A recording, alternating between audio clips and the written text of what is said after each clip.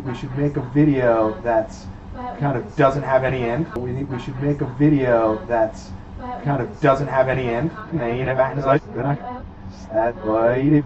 phone. Okay, how about this? You whisper to her. Why don't we let you pick the word? You since pick the you're word. guest. Banana phone. I'm gonna say banana phone. She will whisper something. You whisper to me. You whisper in my ear. You whisper in her ear. You need to whisper into her ear. You whisper to her, and then she'll tell me, and I'll say hot dog. You say You whisper hot dog. Banana phone. Banana phone. Hot dog. Banana phone. Hot dog. Banana phone. Hot dog.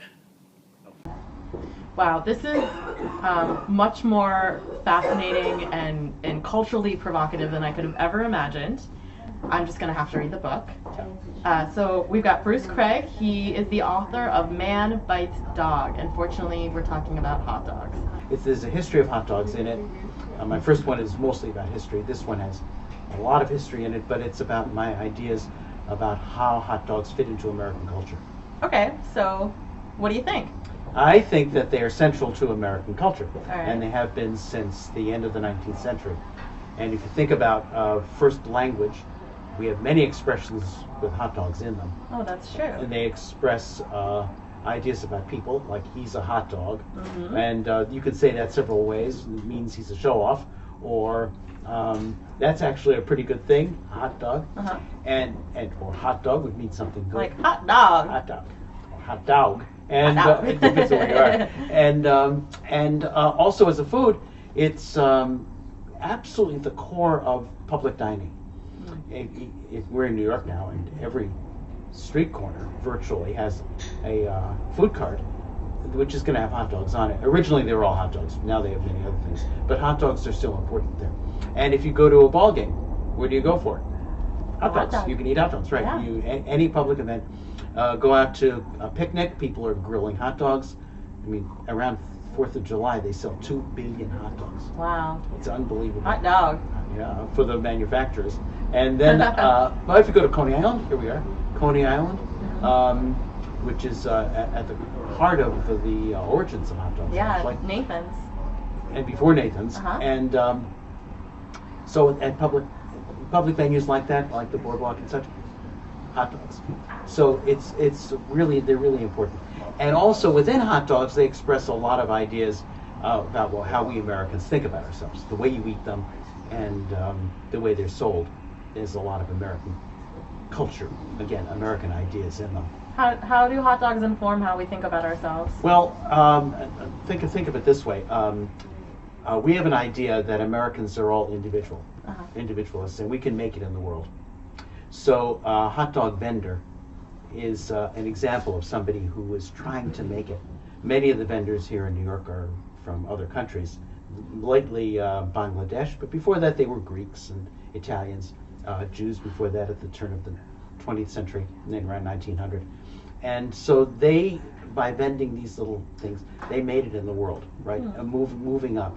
And this is a pattern of immigrants. Immigrants come with nothing, and they work their way up from petty consumption to up into the upper. Their children go to college. I know hot dog vendors I can tell you about in New Jersey and Chicago and all over the place, whose children all went to college, and now they're all professionals and doctors and other things. Really.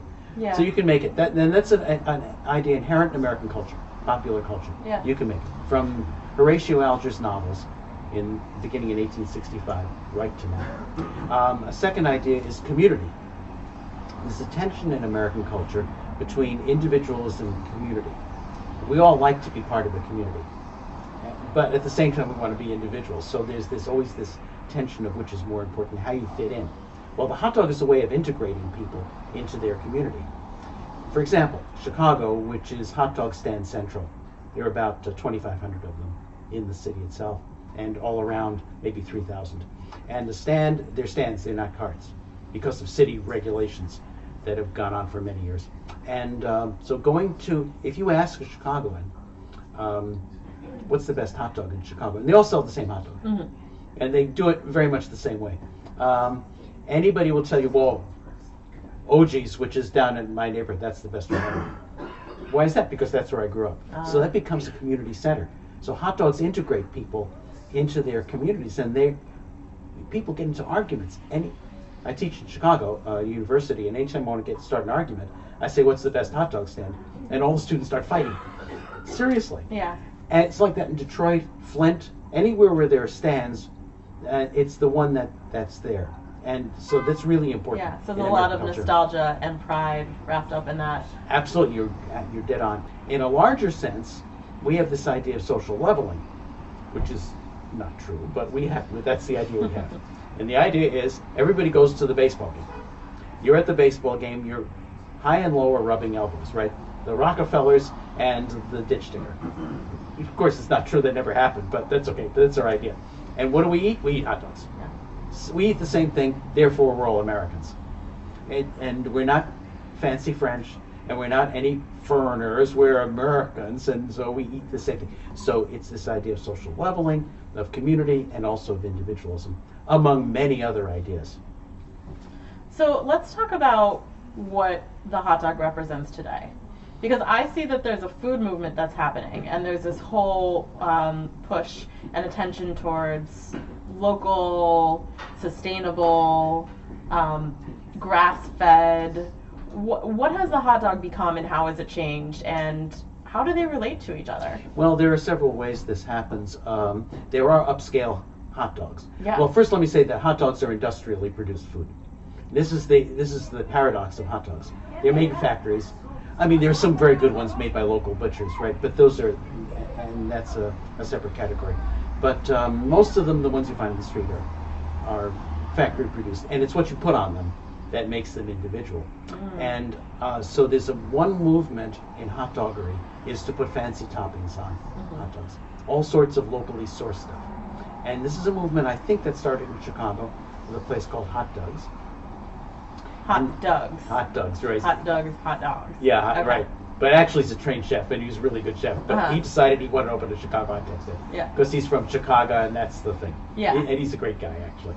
And so this idea is spread all over the place. You have upscale stands, sort of stands, in which you have different kinds of ingredients.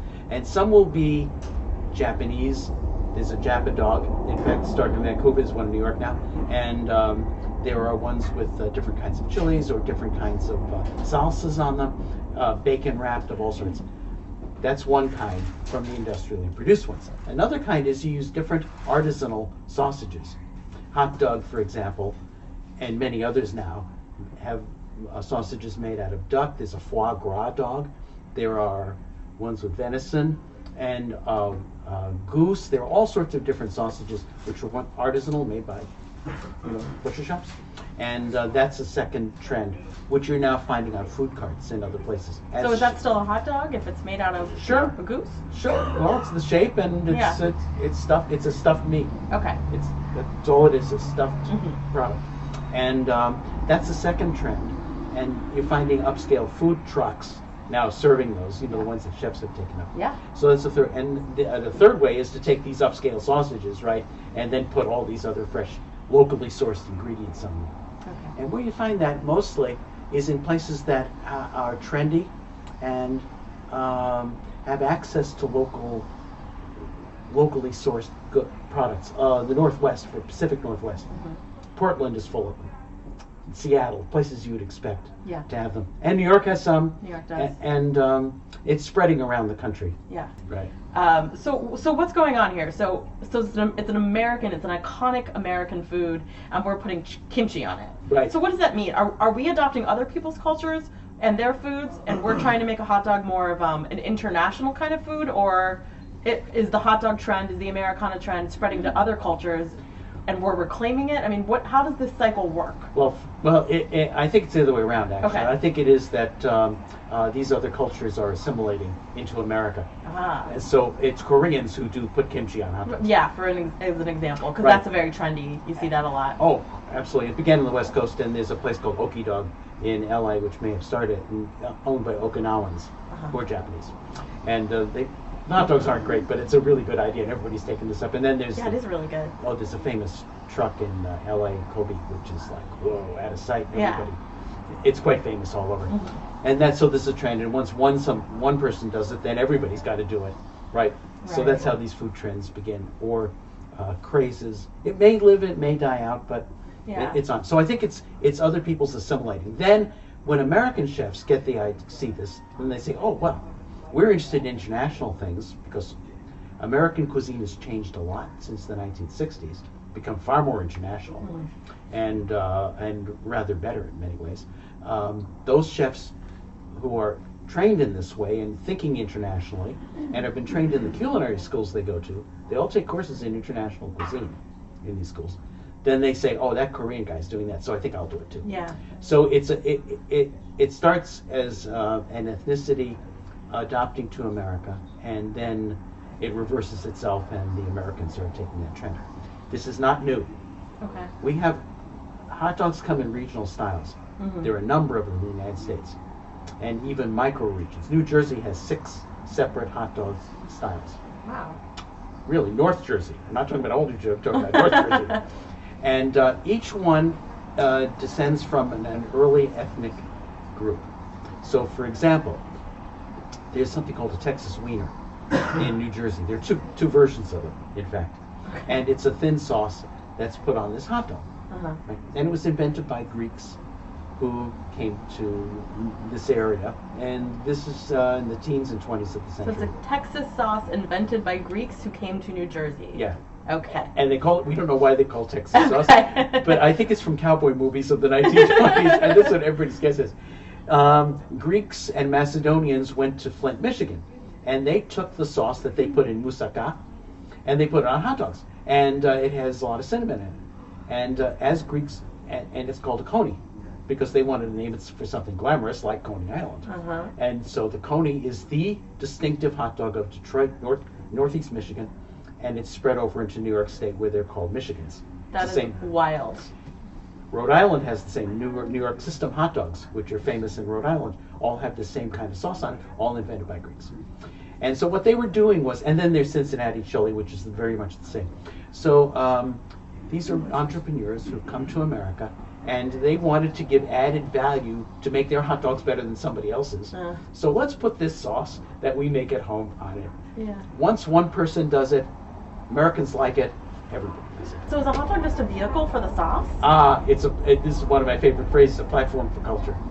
I say this all the time, and that's what it is. It's almost a blank canvas. It's exactly right. You have it right. It's exactly right. Have you met any like hardcore hot dog purists? Definitely. Who think that there should be no other culture infiltration? It should be a hot dog and maybe ketchup, maybe mustard. Maybe. Well, not ketchup. Never put ketchup. Oh, so really, really nothing. Mustard, possibly onions. Now, I know a guy in North Jersey named John Fox. He runs the New Jersey hot dog tours.